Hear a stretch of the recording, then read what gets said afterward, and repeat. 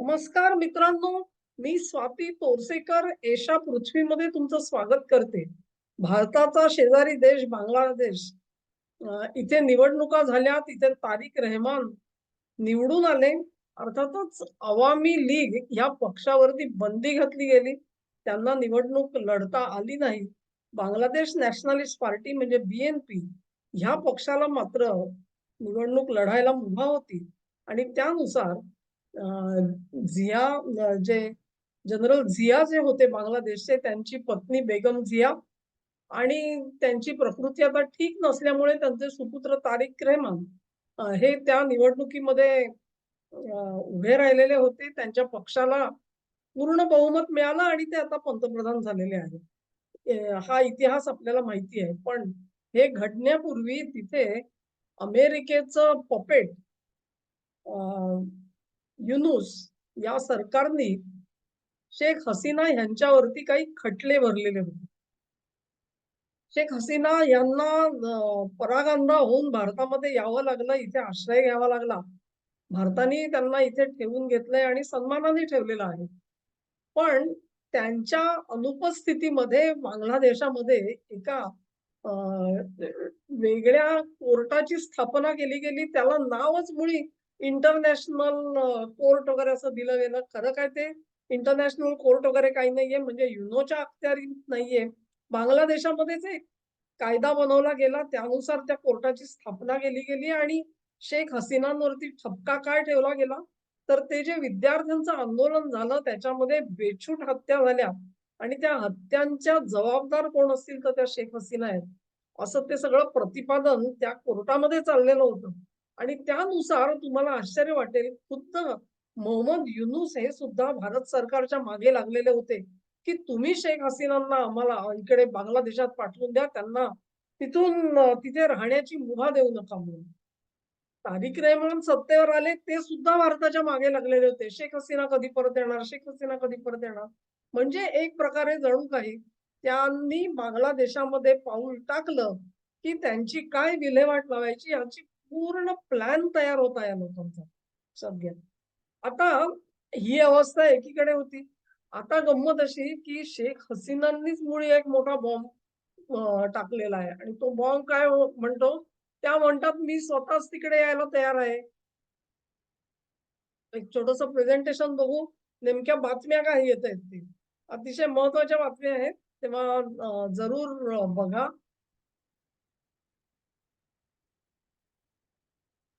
Right. ही बातमी अशी आहे, Sheikh Hasina says she will return to Bangladesh in December with party colleagues. म्हणजे त्या एकट्या नाही जाणार आहेत. त्यांच्या पक्षाची सुद्धा काही मंडळी इथे आली. त्यांच्यावर सुद्धा असेच आरोप ठेवण्याचे प्रयत्न होणार होते याची कल्पना होती त्यांना. आणि आपण बांगलादेशात राहिलो तर आपली हत्या केली जाईल. ही सुद्धा भीती होती. अशी सगळी माणसं भारतामध्ये आलेली होती. तेव्हा हसीना म्हणतात, की "मी बांगलादेशात जायला तयार आहे" म्हणून. म्हणजे बांगलादेश गेली 2 वर्ष भारत सरकारच्या मागे लागलेलं आहे, की त्यांना पाठवा इथे म्हणून. आता शेख हसीना स्वतःहून म्हणतात, की "मी जायला तयार आहे. भारत सरकारने पाठवायला कशाला पाहिजे?" तेव्हा त्यांनी डिक्लेअर केल्यानंतर सगळ्यांची पाचावर धारण बसलेली आहे. ताबडतोबीने ते जे प्रॉसिक्युटर आहेत Bangladesh official slams Sheikh Hasina's delayed return म्हणजे इतका विलंब का लावलात तुम्ही? ताबडतोबीने का आलात? We want you tomorrow. त्या कोर्टाचे जे न्यायाधीश आहेत ते म्हणतात, "एवढ्या विलंबाने कशाला येताय? ताबडतोबीने यायला पाहिजे होतं." तेव्हा त्या न्यायाधीशांची तर गोष्ट खरी आहे. आता सत्ताधाऱ्यांचं काय झालंय बघूया. शेख हसीना म्हणतात, "मी जर का परत गेले, तर ते मला मारण्याचा प्रयत्न करतील. पण मी तिथे जाणार आहे आणि मी सरेंडर होते, मी शरण जाते. तुम्ही जी काही न्याय व्यवस्था ठरवलेली आहे, खटले भरलेले आहेत, त्यानुसार वागायला मी तयार आहे. मी डिसेंबरमध्ये तिकडे येते म्हणून."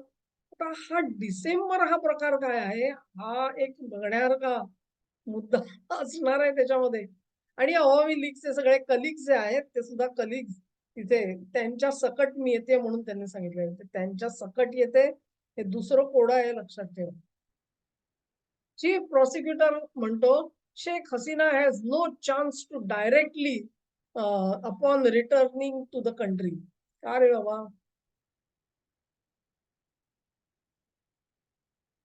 तुमच्या नागरिक आहेत ना त्या, तुमच्या पंतप्रधान आहेत. तुम्ही त्यांच्यावर खटला भरला, तो खटला चालवला, त्यांना दोषी डिक्लेअर केलं. आता त्या म्हणतात मी यायला तयार आहे. मग त्यांना डायरेक्ट अधिकार कसा नाही? त्यांना चान्स कसा नाही सरेंडर होण्याचा? म्हणजे हे नेमकं प्रकरण काय आहे हा प्रश्न तुमच्याही मनामध्ये पडेल. तेव्हा आपण या साहेबांनी काय बोलले हे चीफ प्रॉसिक्युटर साहेब आहेत ना, हे यांचं बोलणं महत्वाचं आहे आणि ते वाचण्यासारखं आहे. तर ते काय म्हणाले प्रॉसिक्युटर साहेब, "deposed prime minister Sheikh Hasina has no legal right to return to Bangladesh and surrender directly," said Mohammad Aminul Islam, chief prosecutor of criminal tribunal. म्हणजे त्यांना मायदेशात येण्याचा हक्कच नाही आणि त्यांना डायरेक्टली शरण जाण्याचा सुद्धा हक्क नाहीये, असं यांचं म्हणणं आहे. अरे मग आतापर्यंत 2 वर्ष हे मागे लागले ते. त्यांना पाठवा, त्यांना पाठवा, त्यांना पाठवा. आता ते म्हणतात त्यांना परतण्याचा अधिकार नाही. हे काय गौडबंगाल आहे? Speaking to reporters at tribunal today, Sunday, he made it clear that Sheikh Hasina will not be able to return to the country freely like ordinary citizens if she wants. त्यांची इच्छा असली तरी देखील सामान्य नागरिकाप्रमाणे त्या या देशामध्ये परत येऊ शकणार नाहीत. मला तर हसू येते. The chief prosecutor said Sheikh Hasina is currently in exile under the control of Indian government. If she wants to return to the country, she must come through mutual understanding and diplomatic legal processes between the governments of Bangladesh and India. As soon as she sets foot on the country's soil, she'll be arrested and sent directly to jail. ते काय म्हणतायत की त्यांना परत येण्याचा हक्क नाही. त्यांना जर का परत यायचं कुठलाही नॉर्मल बांगलादेशी सिटिझन जो आहे, तो तो त्या देशाचा नागरिक आहे. तेव्हा त्याला मायदेशात परत येण्याचा अधिकार असतो. त्याला काही दाखवायला नाही लागत, की बाबा माझ्याकडे व्हिसा आहे म्हणून मी परत येतोय. नाही, मी भारतीय आहे समजा. मला कुठल्याही देशातून भारतामध्ये परत येण्याचा तर अधिकार नसतो, कारण हे माझा देश आहे. मी इथे जन्मले. माझा देश मी त्याची सिटिझन आहे म्हणून मी परत येऊ शकते. पण हसीनांना काही तो अधिकार नाही असं ते प्रॉसिक्युटर साहेब म्हणतात. ते म्हणतात, "she was under the direct control of Indian government." म्हणजे या भारत सरकारच्या नियंत्रणामध्ये राहत होत्या. त्यामुळे नियंत्रणात राहत होत्या म्हणजे काय लक्षात घ्या, भारत सरकारने म्हटलंय का ते आमच्या नियंत्रणात आहेत? भारत सरकारने तसं म्हटलेलं नाहीये. भारत सरकारने फार फार तर त्यांना सुरक्षा प्रोव्हाईड केली असेल. त्यांच्या राहण्याची व्यवस्था केली असेल. याचा अर्थ काय त्या कंट्रोलमध्ये आहे असं होत नाहीये. आपण असं म्हटलं का, की तुम्ही कुठल्या भारतीय कोर्ट समोर जा आणि शरणागत द्या, तसंही केलेलं नाही. त्यांचं इथे वास्तव्य जे आहे ते कायदेशीर व्हावं म्हणून जी काही कागदपत्र त्यांना द्यायची असतील ती त्यांना दिली गेली असते. त्या पलीकडे त्या भारत सरकारच्या कंट्रोलमध्ये आहेत याचा अर्थ काय आहे? कंट्रोलमध्ये कोण असतो मित्रांनो? एखादा एजंट असतो. जसा सी-आय-एचा एजंट कसा असतो? He is directly in control of his on agency, his country. बरोबर ना? तशा हसीना काय आहे? भारत सरकारच्या सिक्रेट एजंट आहेत असं यांना म्हणायचंय की काय? त्या त्यांच्या कंट्रोलमध्ये आहेत. त्यामुळे त्या तशा येऊ शकत नाहीत. म्हणजे या वास्तव्यामध्ये आता शेख हसीना ह्या भारत सरकारच्या एजंट झालेल्या असल्यामुळे त्या बांगलादेशात येण्याचा त्यांना थेट अधिकार नाही. त्याच्यासाठी 2 देशांमध्ये सामंजस्य करावं लागेल, एक प्रकारचा करार करावा लागेल, डिप्लोमॅटिक लीगल प्रोसेस पार पाडावी लागेल, म्युच्युअल अंडरस्टँडिंग सामंजस्य असायला लागले, त्यानंतर त्या इथे परत येऊ शकतील. आणि त्या जर का या भूमीवरती त्यांनी पाऊल ठेवताच त्यांना अटक केली जाईल आणि त्यांना तुरुंगात पाठवलं जाईल. अशी तंबी हे चीफ प्रॉसिक्युटर साहेब देत आहेत. मला खरोखर आश्चर्य वाटतं, की मला वाटते प्रेझेंटेशन संपलेलं आहे. Will talk now. जो जो बांगलादेश म्हणजे केवळ मोहम्मद युनूस नाही, तारिक रहमान साहेब सुद्धा नाही, नाही, नाही, तुम्ही ताबडतोबीने पाठवा शेख हसीनांना. म्हणजे यांची कल्पना अशी होती, की ते जे काय इंटरनॅशनल कोड यांनी तयार केलेला आहे त्यांच्या कायद्यानुसार, बांगलादेशच्या कायद्यानुसार, खरं आंतरराष्ट्रीय कोर्ट नाहीये ते. त्यानुसार त्यांना दोषी डिक्लेअर केलेलं आहे. त्या आल्या की त्यांना घ्यायचं आणि त्यांना फाशी द्यायची. आणि फाशी द्यायची म्हणजे का? कारण मी आता निवडून आलेलो आहे. माझ्या मागे जनता उभी आहे. अरे तुझ्या मागे जनता उभी आहे म्हणजे काय? अवामी लीगला जर का तुम्ही उभंच राहू दिलं नाही, तर जमाते इस्लामीचा पाडाव करण्यासाठी म्हणून अवामी लीगच्या मतदारांनी तुला मतं दिली. याचा अर्थ तू लोकप्रिय आहेस असा होत नाही. आज जर का मुक्त वातावरणामध्ये निवडणुका घेतल्या गेल्या, तर शेख हसीना निवडून येतील विथ थम्पिंग मेजॉरिटी. याची जाणीव तारिक रेहमानला पण आहे. त्यामुळे त्यांना आत्तापर्यंत घाई झाली होती, कसंही करा आणि एकदा यांना फाशीवरती लटकवून टाका. पण त्याच्यामध्ये आता अडचण आली. शेख हसीना म्हणतात, "मी डिसेंबरमध्ये परत येते." डिसेंबर हा काय मुहूर्त आहे?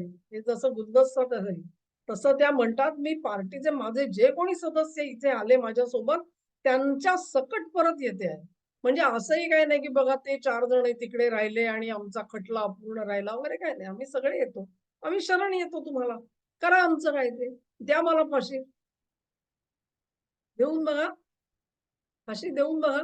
तेव्हा हे हे जळतं कांड जे आहे, हे लाकूड आपण आपल्या हाताने जर का बांगलादेशात आणलं, तर सगळीकडे आग लागेल याची आता जाणीव तारिक रहमान साहेबांना झाली आहे आणि त्यांचे जे कोणी मोहम्मद युनूसचे प्रणेते जे सगळे समर्थक होते, त्यांना सुद्धा झालेली आहे, की हे लचाण तिकडे नको, कारण ते तिकडे आलं तर तिकडे आगडो मुसळणार. आगडो मुसळला की काय होणार बांगलादेशात आपल्याला माहिती आहे. हे तारिक रहमान साहेब जे आहेत, ते वारंवार म्हणजे मदत केली मोदी सरकारनेच आणि त्यांच्याशी आपलं कसं सामंजस्य आहे दाखवण्याचं नाटक तर हे करतातच. पण उठून पहिली भेट जी आहे ती त्यांनी चीनला दिली ते भारतात आलेले. तेव्हा त्यांची पावलं वाकडी पडणार ही गोष्ट अगोदरपासून माहिती होती, पण भारताला पर्याय नव्हता त्याच्यामुळे. आता शेख हसीना जर का तिकडे जाणार असतील, तर ह्यांची कढी पातळ का झाली आणि त्रेधा तिरपीट का उडालेली आहे, हा प्रश्न आहे खरा आणि त्याचं उत्तर जे आहे ते जे अद्यारूत आहे ते स्पष्ट आहे लक्षात घ्या. त्या मुहूर्त डिसेंबरचा ठरलाय. नाहीतर शेख हसीना असं कशाला म्हणतील? आता सध्या जुलै चालू आहे. जुलै जर का चालू आहे, तर त्यांना प्रत्यक्षात इथून बांगलादेशामध्ये त्या जर का अर्ध्या पाऊण तासामध्ये पोहोचलेल्या होत्या, नाही का? ते असं म्हणतात, की त्या बांगलादेशच्या हद्दीमधून आधी आगरतळाला गेल्या आणि आगरतळावरून मग त्यांना दिल्लीला आणलं गेलं. तसं ते अर्ध्या तासाचं अंतर आहे आगरतळा टू बांगलादेश. तर डिसेंबरपर्यंत का बाईसाहेब थांबणार आहेत? सर्व साथीदारांसोबत का राहणार आहेत? द्या मला फाशी, बघू काय होतंय ते. तर ती चूड जी काही लावायची आहे, ती चूड लावायची तयारी डिसेंबरमध्ये पूर्ण होणार आहे का? हा प्रश्न आहे. हा व्हिडिओ तुम्हाला आवडला असेल अशी आशा करते. तुम्हाला आवडला असेल तर ही लिंक शेअर करा, व्हिडिओला लाईक करा, चॅनेलला सबस्क्राईब करा आणि सहकार्य असंच चालू ठेवा. नमस्कार.